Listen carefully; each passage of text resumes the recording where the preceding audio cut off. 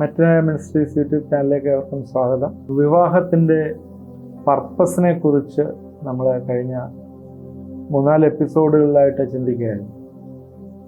ഇന്നും വിവാഹത്തെക്കുറിച്ച് തന്നെയാണ് ചിന്തിക്കുന്നത്. വിവാഹം എന്തുകൊണ്ടാണ് പ്രാധാന്യം എന്നുള്ള ചില പിൻ പോയിന്റ് പറഞ്ഞിട്ട് വിവാഹം കഴിക്കേണ്ട ആവശ്യകതയെക്കുറിച്ചും അതിനുശേഷം പറയാം എന്ന് വിചാരിക്കും. വിവാഹം എന്തുകൊണ്ടാണ് പ്രാധാന്യം എന്നുള്ളത് വിവാഹം കഴിക്കാതിരിക്കുന്നവരെ സംബന്ധിച്ചിടത്തോളം അതത്ര ഇമ്പോർട്ടൻ്റ് ആയിട്ട് അവരെടുക്കുകയില്ല. എന്നാൽ അതുകൊണ്ട് വിവാഹം കഴിക്കാതിരിക്കുന്നവരെ സംബന്ധിച്ചിടത്തോളം എന്തുകൊണ്ട് വിവാഹം കഴിക്കണം എന്നുള്ള ഒരു ചിന്തയും ഇതിനോട് ചേർന്ന് പറയുക. നമ്മൾ ഇൻട്രൊഡക്ഷനിലൊക്കെ പറഞ്ഞാണ്, ഒന്നാമത്തെ പോയിന്റായിട്ട് ദൈവമാണ് വിവാഹം സ്ഥാപിച്ചത്. Marriage is the idea of God, നേരത്തെ പറഞ്ഞതാണ്. It is the divine origin. അതുകൊണ്ട് അത് ലഘുവായി കണക്കാക്കാൻ, അത് സാരമില്ല എന്ന് ചിന്തിക്കരുത്. Marriage is the idea of God. ഒന്നാമത് വിവാഹം എന്തുകൊണ്ട് പ്രാധാന്യം എന്നുള്ള ഒരു പോയിന്റാണ്. രണ്ടാമത്, it is the first institution. ദൈവം സ്ഥാപിച്ചിട്ടുള്ള ഇൻസ്റ്റിറ്റ്യൂഷനിലെ ദൈവം സ്ഥാപിച്ച ഏറ്റവും പ്രധാനമായിട്ടുള്ള ആദ്യത്തെ ഇൻസ്റ്റിറ്റ്യൂഷനാണ് ഫാമിലി. അത് ഞാൻ മുഖവരിയിൽ എവിടെയോ സൂചിപ്പിച്ചിരുന്നു നേരത്തെ. 3 ഇൻസ്റ്റിറ്റ്യൂഷനാണ് ദൈവം സ്ഥാപിച്ചത്. 1 ഫാമിലി, 2 ഗവൺമെൻറ്, എല്ലാ ഗവൺമെൻറ്റും ദൈവം സ്ഥാപിച്ചാണ്. 3 ദൈവം സ്ഥാപിച്ചാണ് തൻ്റെ സഭ, തൻ്റെ ചോര കൊടുത്ത് വീണ്ടെടുത്ത സഭ. ഇതിനകത്ത് ആദ്യം സ്ഥാപിച്ചത് കുടുംബമാണ്. It is the first institution. മൂന്നാമത്, ദൈവം ഈ ലോകത്തെക്കുറിച്ചുള്ള കാര്യപരിപാടികൾ നിറവേറ്റുന്നത് കുടുംബങ്ങൾ വഴിയാണ് എന്ന് നമ്മൾ മറന്നുപോയത്. ഈ ലോകത്തിലുള്ള കാര്യപരിപാടികൾ ദൈവം നിറവേറ്റുന്നത് കുടുംബത്തിൽ കൂടിയാണ്. എൻ്റെ കുടുംബം അതിനൊരു ലിങ്കാണ് എന്ന് നമ്മൾ ഒരിക്കലും മറന്നുപോയത്. കാര്യം, കഴിഞ്ഞ ദിവസം നമ്മൾ പ്രൊക്രിയേഷനെ കുറിച്ച് പറഞ്ഞതാണ്. ദൈവത്തിൻ്റെ മാരേജിൻ്റെ ഉദ്ദേശത്തിലാണ്. കാരണം കുടുംബങ്ങൾ വന്നിട്ട് വേണം അടുത്ത തലമുറകളുണ്ടായി ഭൂമി നിറയാനായിട്ട്. അതിങ്ങനെ മൾട്ടിപ്ലിക്കേഷൻ ജോമെട്രിക്കായിട്ട് ഇതിങ്ങനെ അങ്ങ് വർദ്ധിച്ചുകൊണ്ടേയിരിക്കും. അത് ദൈവം അത് ആഗ്രഹിക്കുന്നുണ്ട്. വംശവർദ്ധനവും, അത് കഴിഞ്ഞ എപ്പിസോഡിൽ അതിനെക്കുറിച്ച് പറഞ്ഞതാണ്. അതുകൊണ്ട് എൻ്റെ കുടുംബത്തിലെ ആണായാലും പെണ്ണായാലും അതെല്ലാം ദൈവഹിതത്തിൽ നിന്നാണ് എന്ന് നമ്മൾ ചിന്തിക്കണം. പ്രത്യേകിച്ച് ഈ തരുണത്തിൽ കുഞ്ഞുങ്ങൾ ജനിക്കുമ്പോൾ ചില കുടുംബങ്ങളിൽ 3, 4, 5 പെൺമക്കൾ ജനിക്കുമ്പോൾ ഒരു കഷ്ടമായി ഒക്കെ പറയുന്ന ആൾക്കാരുണ്ട്. അയ്യോ, ഒരു ആൺകുഞ്ഞ് പോലും ജനിച്ചില്ലല്ലോ എന്ന്. എന്നാൽ ഇതൊക്കെ ദൈവത്തിൻ്റെ കാര്യപരിപാടിയിലുള്ളതാണ്. ആണ് ജനിക്കണോ പെണ്ണ് ജനിക്കണോ എന്നൊക്കെ. തിരുവല്ലയിൽ അപ്പച്ചൻ പറഞ്ഞതുപോലെ ഒരു പെണ്ണ് ഉണ്ടെങ്കിൽ ആ ഒരു കുടുംബം നന്നായി എന്നാണ് ചിന്തിക്കുന്നത്. പണ്ടൊക്കെ ആണുങ്ങൾ വേണം തലമുറ കണ്ടിന്യൂ ചെയ്യാനെന്ന് പറയുന്നെങ്കിലും ഇപ്പോഴേ ഒരു പെണ്ണ് ഗുണപ്പെട്ടാൽ ആ കുടുംബം ഗുണപ്പെടും. ഒരു പെണ്ണ് ഇല്ലെന്നിടത്താണ് പ്രയോജനം ഉള്ളതെന്നൊക്കെ പറയുന്നുണ്ട്. എന്നാൽ ആണോ പെണ്ണോ എന്നുള്ളതല്ല, ദൈവത്തിൻ്റെ പദ്ധതി. നമ്മൾക്കൊരു പെൺകുഞ്ഞുണ്ടായാൽ അതിന് തക്കതായൊരു തുണയെ ദൈവം വേറെവിടെയെങ്കിലും ഉണ്ടാക്കിയിട്ടുണ്ടാകും, കണ്ടുപിടിച്ചിട്ടുണ്ടാകും. ദൈവം തന്നോളും. അതുകൊണ്ട് ദൈവത്തിൻ്റെ കാര്യപരിപാടിക്ക് വേണ്ടിയാണ് നമ്മുടെ വീട്ടിൽ പെണ്ണുങ്ങളെ ഉണ്ടാക്കുന്നത്, അല്ലെങ്കിൽ നമ്മുടെ വീട്ടിൽ ആണുങ്ങളെ ഉണ്ടാക്കുന്നത്. അതുകൊണ്ട് ലോകത്തിലെ ദൈവത്തിൻ്റെ കാര്യപരിപാടി നിറവേറ്റുന്നത് കുടുംബങ്ങൾ വഴിയാണ് എന്ന് മറന്നുപോയത്. 4, മനുഷ്യബന്ധങ്ങളിലെ ആദ്യത്തെ ബന്ധം, ആദം ഹവ്വ തമ്മിലുള്ള ബന്ധവും ഏറ്റവും ശക്തമായ ബന്ധവും ഭാര്യ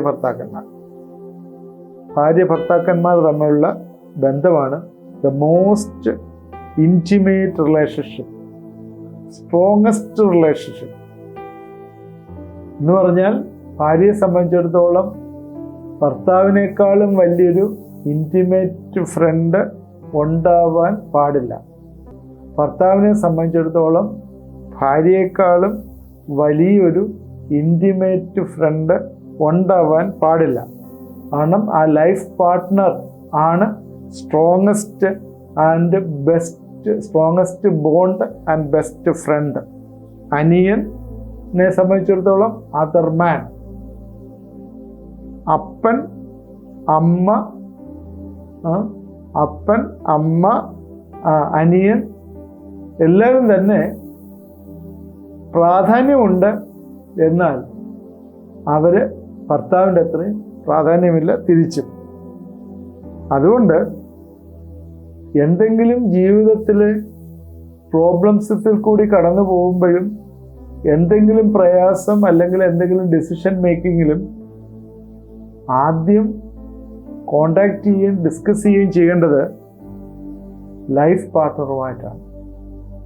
അയ്യോ എനിക്കൊരു പ്രയാസം വന്നു, ഉടനെ അപ്പനെയല്ല ഫോൺ വിളിക്കേണ്ടത്. കാരണം അപ്പൻ കല്യാണം കഴിച്ചു കൊടുത്തു, ഭർത്താവിൻ്റെ കൂടെയാണ് താമസിക്കുന്നത്. അതറിയിക്കുകയോ പിന്നെ എന്തെങ്കിലും ഡിസിഷൻ അല്ലെങ്കിൽ എന്തെങ്കിലും ആവശ്യമുണ്ടെങ്കിൽ അത് അറിയിക്കുകയോ ചോദിക്കുകയോ ചെയ്യുന്നതിൽ കുഴപ്പമില്ല. എന്നാൽ ആദ്യം കൺസൾട്ട് ചെയ്യുകയും ഡിസ്കസ് ചെയ്യുകയും ചെയ്യേണ്ടത് ലൈഫ് പാർട്ട്ണറുടെ കൂടാണ്. അതുകൊണ്ടാണ് ബെസ്റ്റ് ഫ്രണ്ടാണ്, സ്ട്രോങ്ങസ്റ്റ് ബോണ്ടാണ്, ഇൻറ്റിമേറ്റ് റിലേഷനാണ് എന്നെല്ലാം പറയുന്നത്. അത് അങ്ങനെയാണ് അത് ദൈവം ഉണ്ടാക്കിയിരിക്കുന്നത്. മനുഷ്യബന്ധങ്ങളിലെ ഏറ്റവും ആദ്യത്തെ ബന്ധവും ഏറ്റവും ശക്തമായ ബന്ധം ഭാര്യ ഭർത്തൃ ബന്ധമാണ്. അതുകൊണ്ട് വിവാഹം പ്രാധാന്യമുള്ളതാണ്. അഞ്ചാമത്, പെർമനന്റ് ആൻഡ് ഇൻഡിസൊല്യൂബിൾ റിലേഷൻഷിപ്പ്. ഒരിക്കലും വേർപിരിക്കാൻ പറ്റാത്ത ബന്ധമാണ് പെർമനന്റ് ആയിട്ടുള്ള ബന്ധം. മത്തായിയുടെ സുവിശേഷത്തിൽ പറയുന്നുണ്ട്, ദൈവം യോജിപ്പിച്ചതിനെ മനുഷ്യൻ വേർപിരിക്കരുത്. അതുകൊണ്ട് അകത്ത് കയറുന്നവർ സൂക്ഷിക്കുക. കാരണം അത് നമ്മൾ ചിന്തിക്കുമ്പോഴേ കല്യാണത്തിന് ധൃതി പിടിച്ച് ഒക്കെ കല്യാണം നടത്തുന്നവരൊക്കെ പ്രത്യേകം ശ്രദ്ധിക്കണം. ഇതിനെക്കുറിച്ച് കൂടുതലായിട്ട് ചിന്തിക്കുകയും പ്രാർത്ഥിക്കുകയും ഡിസ്കസ് ചെയ്യുകയും ചെയ്തിട്ടൊക്കെ ഇതിനകത്ത് ചെല്ലാൻ പാടുള്ളൂ. അതനുസരിച്ചാണ് വളരെ പ്രാർത്ഥിച്ച് വളരെ അന്വേഷിച്ചിട്ട് വേണം ഈ കല്യാണങ്ങളൊക്കെ നടത്താൻ. ധൃതി പിടിച്ചിട്ട് ചെറുക്കന് 4 ദിവസം അവധിയുള്ളൂ, അതുകൊണ്ട് അവന് നാളെ വരും, മറ്റന്നാൾ കല്യാണം നടത്തും, കല്യാണം നടത്തിയിട്ട് അവൻ പോവും, നേരത്തെ അവർ ചാറ്റ് ചെയ്ത് സംസാരിച്ചെല്ലാം തീരുമാനിച്ചതാണ് എന്നൊക്കെ പറഞ്ഞിട്ട് പിന്നീട് ദുഃഖിക്കാൻ ഇടവരരുത്. അത് മാത്രമല്ല, ഇതൊരു പെർമനൻ്റ് ആയിട്ടുള്ള ഒരു ഇൻഡിസോൾവബിൾ ആയിട്ടുള്ള അങ്ങനെ അത് ഇല്ലാതെയായി പോകുന്ന ഒരു റിലേഷൻഷിപ്പ് അല്ല, പെർമനൻ്റ് ആയിട്ടുള്ള റിലേഷൻഷിപ്പാണ് എന്ന് മറന്നുപോയത്. ഒരുപാട് ഡൈവേഴ്സ് കേസസ് ഈ ദിവസങ്ങളിൽ വരുന്നതിൻ്റെ കാരണം വേണ്ട രീതിയിൽ പ്രാർത്ഥിക്കുകയും ആലോചിക്കുകയും ചെയ്യാതെ തീരുമാനങ്ങൾ ഹറിബറിയായിട്ട് എടുക്കുന്നത് കൊണ്ട് വരുന്നതാണ്. അതുകൊണ്ട് ചില കാര്യങ്ങളൊക്കെ ആലോചിക്കുകയും തീരുമാനിക്കുകയും ദൈവസന്നിധിയിൽ ഇരുന്ന് പ്രാർത്ഥിക്കുകയൊക്കെ ചെയ്താൽ ദൈവം അത് കാണിച്ചു തരും എന്നുള്ളത് നമ്മൾ മറന്നു പോരും. ഈവൻ പല സഭകളിലും പാസ്റ്റർ പറഞ്ഞു, അല്ലെങ്കിൽ പ്രവാചകൻ പറഞ്ഞു ഇയാളെ കെട്ടും എന്നൊക്കെ പറഞ്ഞിട്ട് അവസാനം കല്യാണം കഴിച്ചിട്ട് അവസാനം തീ തിന്നുന്ന കുടുംബങ്ങൾ പലതും ഉണ്ട്, നമുക്കറിയാവുന്നതുണ്ട്. അതുകൊണ്ട് അങ്ങനെ ഉണ്ടാവരുത്. അതുകൊണ്ട് ഇനിയും ഡൈവേഴ്സ് ചെയ്യാനും പറ്റത്തില്ലല്ലോ എന്ന് പറഞ്ഞിട്ട് പ്രയാസപ്പെടുന്നതായിട്ടുള്ള കാര്യങ്ങളുണ്ട്. അതുകൊണ്ട് ഇത് ഒരു പ്രധാനപ്പെട്ട ഒരു തീരുമാനമാണ്, ദൈവം യോജിപ്പിക്കുന്നതാണ്. അതുകൊണ്ട് അതിനെ മനുഷ്യൻ വേർപിരിക്കാനായിട്ട് പാടില്ല. അതുകൊണ്ട് അതിനെ എൻ്റർ ചെയ്യുന്നതിന് മുമ്പ് ഒന്നും കൂടി റീതിങ്ക് ചെയ്യും, ആലോചിച്ചും ദൈവസന്നിധിയിലിരുന്ന് പ്രാർത്ഥിച്ചും വേണം തീരുമാനിക്കേണ്ടത്. ഇതിന് വേറൊരു ടയർ പഞ്ചറായി കഴിഞ്ഞാൽ അതിന് വേറൊരു ടയർ പഞ്ചർ ഒട്ടിക്കുന്നവരെ വേറൊരു ടയർ എടുത്ത് ഇട്ട് കൊണ്ടുപോകാം. അങ്ങനെയുള്ളൊരു കാര്യം ഒരു സ്റ്റെപ്പിനി ഒക്കെ നമുക്ക് ഇതിന് ഉപയോഗിക്കാനായിട്ട് പറ്റുകയില്ല. വേറൊരു അറേഞ്ച്മെൻറ്റ് ഇതിന് ചെയ്യാനായിട്ട് പറ്റുകയില്ല. ഭാര്യയും ഭർത്താവും അവർ ഒരു കുടുംബത്തിലെ ഒരു എക്സ്ക്ലൂസീവാണ്. അവരെ വേറെ പല വേറൊരു സബ്സ്റ്റിറ്റ്യൂഷൻ അതിന് അങ്ങനെ പറയുന്നതാണ്, വേറൊരു സബ്സ്റ്റിറ്റ്യൂഷൻ അതിന് പറ്റുകയില്ല എന്ന് നമ്മളെപ്പോഴും മറന്നുപോകും. അതുകൊണ്ട് it is a permanent and indissoluble relationship ആണ് ഭാര്യ ഭർത്തൃ ബന്ധം. അതിനെ പ്രത്യേകിച്ച് അത് മാറ്റാനോ അല്ലെങ്കിൽ അത് എക്സ്ചേഞ്ച് ചെയ്യാനോ നമുക്ക് പറ്റുന്നതല്ല എന്ന് നമ്മൾ മറന്നുപോകും. അതുപോലെ തന്നെ ആറാമത്, വൈ വി ഷുഡ് മാരേജ് എന്ന് ചോദിച്ചാൽ, the roles in our families are exclusive, not exchangeable. നമ്മുടെ റോൾസ് നമുക്ക് പകരക്കാരില്ല കുടുംബജീവിതത്തിൽ. കാരണം കുടുംബജീവിതത്തിലെ ക്വാളിറ്റി എന്ന് പറയുന്നത് അതിൻ്റെ യൂസ്ഫുൾനെസ് ആൻഡ് എഫക്റ്റീവ്നെസ്സും എല്ലാം തന്നെ ഏറ്റവും പ്രധാനമായിട്ട് നമ്മുടെ ജീവിത മേഖലകളിലെ അത് കാണുന്നതാണ്. ജീവിത മേഖലകളിലെ ഉള്ള കാര്യം ഇപ്പം നമ്മൾ മറ്റുള്ള ജീവിത മേഖലകളിലൊക്കെ നോക്കിയാൽ ഒരാൾ റിട്ടയർ ചെയ്തു പോയാൽ പകരം വേറൊരാളിനെ കിട്ടും, ഒരാൾ റിസൈൻ ചെയ്തു പോയാൽ വേറൊരാളിനെ കിട്ടും. എന്നാൽ ഭർത്താവ് കുടുംബജീവിതത്തിൽ ഫെയിലായിപ്പോയാൽ വേറൊരാളിനെ റീപ്ലേസ് ചെയ്യാനായിട്ട് പറ്റുകയില്ല. അതുകൊണ്ട് ഭർത്താവ് ഭാര്യയും കുടുംബജീവിതത്തിൽ വേറെ പകരക്കാരില്ലാത്തതുകൊണ്ട് അവരുടെ റോള് അവർ ചെയ്യണം എന്ന് നമ്മൾ മറന്നുപോയത്. ആ റോളിനകത്ത് അവരുടെ ക്വാളിറ്റി വേണം, അവരുടെ യൂസ്ഫുൾനെസ് വേണം, അവരുടെ എഫക്റ്റീവ്നെസ് വേണം. അതാണ് മക്കളുടെ ഭാവിയൊക്കെ കുടുംബജീവിതത്തിൽ മോൾഡ് ചെയ്യുന്നത്. അതുകൊണ്ട് ഒരിക്കലും പരാജയപ്പെടാൻ പാടില്ല എന്ന് മനസ്സിലാക്കി നമ്മൾ വർത്തിക്കേണ്ടത് ഏറ്റവും ആവശ്യമാണ്. 6ാമത് പറഞ്ഞ പോയിന്റ്, ഫാമിലിയിലുള്ള ഒരാളുടെ റോള്, ഉത്തരവാദിത്വം, ഇറ്റ് ഈസ് നോട്ട് എക്സ്ചേഞ്ചബിൾ എന്നുള്ളതാണ് പറഞ്ഞത്. അപ്പനും അമ്മയും ആണ് മക്കളുടെ കാര്യം നോക്കേണ്ടത്. അത് ആ ഉത്തരവാദിത്വം ഗ്രാൻഡ് പേരൻസിനെ വിട്ടുകൊടുക്കാനായിട്ട് പാടില്ല, അല്ലെങ്കിൽ സൺഡേ സ്കൂൾ ടീച്ചേഴ്സിന് വിട്ടുകൊടുക്കാനായിട്ട് പാടില്ല, അച്ഛന് പാസ്റ്റർക്ക് വിട്ടുകൊടുക്കാനായിട്ട് പറ്റില്ല.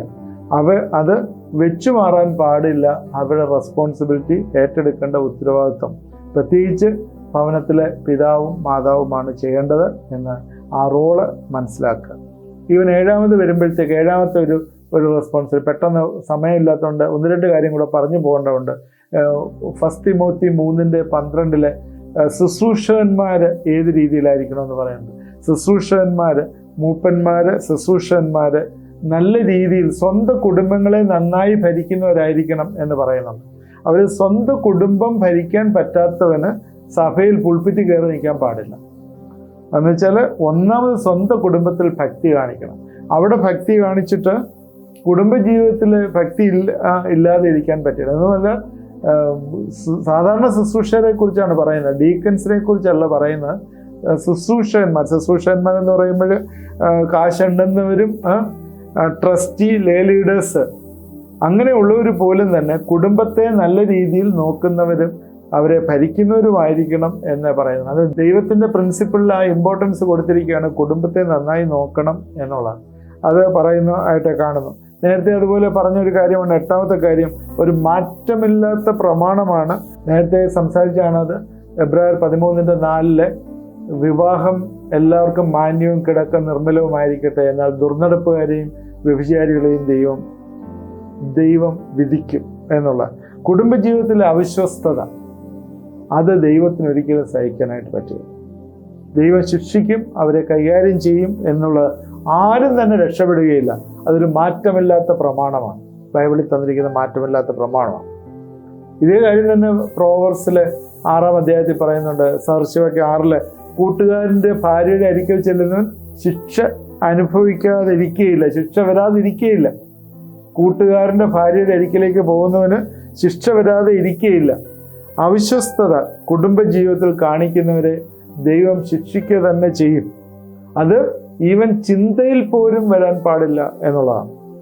ഹൃദയത്തിൽ പോലും ആരോടും ഇൻക്ലിനേഷൻ വരാൻ പാടില്ല, ഒരു ചായ്വ് വരാൻ പാടില്ല. ഈവൻ സഭയിലായാലും ഓഫീസിലായാലും അങ്ങനെ ഒരു ചിന്ത വരാൻ പാടില്ല എന്നുള്ള ഒരു കാര്യം ബൈബിളിൽ പറയുന്നതാണ് ഈ പറഞ്ഞത്. അതുകൊണ്ട് ഈ 8 കാര്യങ്ങളാണ് പറഞ്ഞത്. വിവാഹം എന്തുകൊണ്ട് പ്രാധാന്യം എന്നുള്ള 8 കാര്യങ്ങളാണ് പറഞ്ഞത്. 1, ദൈവം അത് സ്ഥാപിച്ചു. 2, അത് ഫസ്റ്റ് ഇൻസ്റ്റിറ്റ്യൂഷനാണ്. 3, ലോകത്തെക്കുറിച്ച് ദൈവത്തിൻ്റെ കാര്യപരിപാടിയാണത്. 4 പറഞ്ഞത് മനുഷ്യബന്ധങ്ങളിലെ ഏറ്റവും ശക്തമായ ബന്ധമാണ് ഭാര്യഭർത്ത ബന്ധം. 5 പറഞ്ഞത് പെർമനൻ്റ് ആണ്, അത് ഡിസോൾവ് ചെയ്ത് പോകാനായിട്ട് പറ്റുന്നതല്ല എന്ന് പറഞ്ഞു. അതുപോലെ റോളിൻ്റെ കാര്യത്തിലും നമ്മൾ അത് ഇൻഎക്സ്ചേഞ്ചബിൾ അല്ല എന്ന് പറഞ്ഞു. ഓരോരുത്തരുടെ റോള് നമ്മൾ നോക്കണമെന്ന് പറഞ്ഞു. ഈവൻ ശുശ്രൂഷകന്മാരാണെങ്കിൽ പോലും കുടുംബത്തെ നന്നായി നോക്കുന്നവരായിരിക്കണം. അവിശ്വസ്തത കാണിച്ചാൽ അവിടെ ദൈവത്തിൻ്റെ ന്യായവിധി ഉണ്ടാവും, ദൈവത്തിൻ്റെ ശിക്ഷ വരുമെന്ന് പറഞ്ഞു. അത് ഏറ്റവും പ്രധാനമാണ് കുടുംബജീവിതത്തിലെ ദൈവം ഇൻസ്റ്റിറ്റ്യൂട്ട് ചെയ്തിരിക്കുന്ന കുടുംബജീവിതത്തിൻ്റെ പ്രാധാന്യം എന്നുള്ളത് നമ്മളിൽ നിന്ന് നമുക്ക് മനസ്സിലാക്കാം. ഇന്നത്തെ ചിന്തകളെ നമുക്ക് പ്രയോജനമായി തീർന്നു എന്ന് ഞാൻ വിചാരിക്കട്ടെ. തുടർന്നും ഇതിനെക്കുറിച്ച് ചിന്തിക്കുന്നതാണ്, ഇതേ ഭാഗം തന്നെ തുടർന്ന് നമ്മൾ ചിന്തിക്കുന്നതാണ്. നിങ്ങളിത് വാച്ച്ഫുള്ളായി ഇരിക്കുക, ഇത് ശ്രദ്ധിക്കുക. എന്തെങ്കിലും ജീവിതത്തിൽ ഇതുമായിട്ട് ചേർന്ന് ക്രമപ്പെടുത്താനായിട്ടുണ്ടെങ്കിൽ അതോട് ഉദ്ദേശിച്ചാണ് ഇതെല്ലാം പറയുന്നത്. ജീവിതത്തിൽ ക്രമപ്പെടുത്താനുണ്ടെങ്കിൽ നമ്മുടെ ജീവിതത്തിൽ ക്രമപ്പെടുത്താനായിട്ട് നമ്മൾ ശ്രദ്ധിക്കുക. റിലേഷൻഷിപ്പുമായിട്ട് ബന്ധപ്പെട്ടും ഫാമിലി ഇഷ്യൂസുമായിട്ട് ബന്ധപ്പെട്ടും ഇനി തുടർന്ന് നമ്മൾ സംസാരിക്കുന്നതാണ്. നമ്മൾ ഇത് വാച്ച്ഫുള്ളായിട്ടിരിക്കുക. ദൈവം നമ്മളെ അനുഗ്രഹിക്കട്ടെ. പ്രാർത്ഥിക്കാം. ദൈവമായ കർത്താവെ, ഇത് കേട്ടുകൊണ്ടിരുന്ന പ്രിയപ്പെട്ടവരെ ദൈവകരങ്ങളിലേക്ക് സമർപ്പിച്ച് പ്രാർത്ഥിക്കുന്നു. ഞങ്ങളുടെ കുടുംബജീവിതത്തെ ഒന്ന് ശോധന ചെയ്യുവാനായിട്ട് ഇന്ന് ഇടവരുത്തുന്നോർത്ത് സ്തോത്രം ചെയ്യുന്നു. കർത്താവെ, ഏതെങ്കിലും രീതിയിൽ അവിശ്വസ്തരായി തീർന്നിട്ടുണ്ടെങ്കിൽ, ഞങ്ങളുടെ ചിന്തയിൽ പോലും അവിശ്വസ്തരായി തീർന്നിട്ടുണ്ടെങ്കിൽ ഞങ്ങളോട് ക്ഷമിക്കണമേ എന്ന് പ്രാർത്ഥിക്കുന്നു.